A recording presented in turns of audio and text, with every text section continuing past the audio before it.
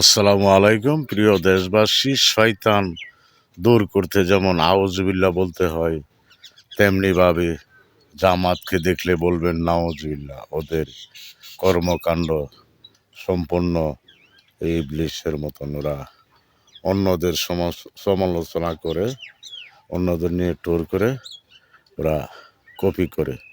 Tarique Rahman family card বা কৃষক card দিয়ে মেয়েদেরকে নাকি গায়ে হাত দেয়, সেটা বলে অন্যের বিরুদ্ধে কুটনামি করে। তো আল্লাহ এই সেই গজব এই জামাতের আমিরকে উপরে দিয়েছে। এক মেয়ে তাকে পাঞ্জা দাগিয়া ধরছে। তাই অন্যের উপর বিপদ করলে নিজের উপর গিয়া পড়ে। আল্লাহ সেই বিপদকারীদের বিচার নগদেই দেখাইয়া দেয়।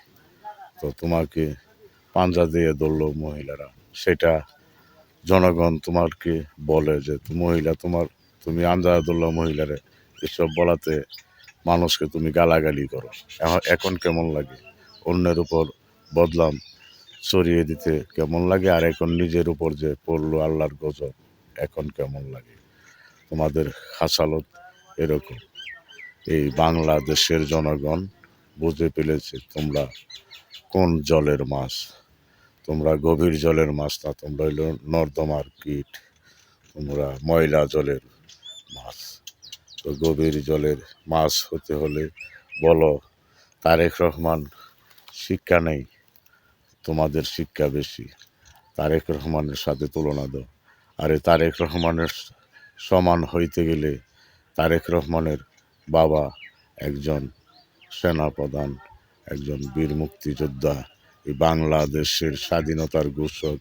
উনি এই বাংলাদেশের প্রেসিডেন্ট জিয়াউর রহমান, তিনবারের প্রধানমন্ত্রী বেগম খালেদা জিয়ার পুত্র, আমাদের বাংলাদেশ জাতীয়তাবাদী দলের বর্তমান চেয়ারম্যান। আর তার যোগ্যতা নিয়ে কথা বলো। তার সমান হইতে হলে তোমাকে তারেক রহমানের সমান হতে হলে এই জিয়াউর রহমানের সন্তান হতে হবে।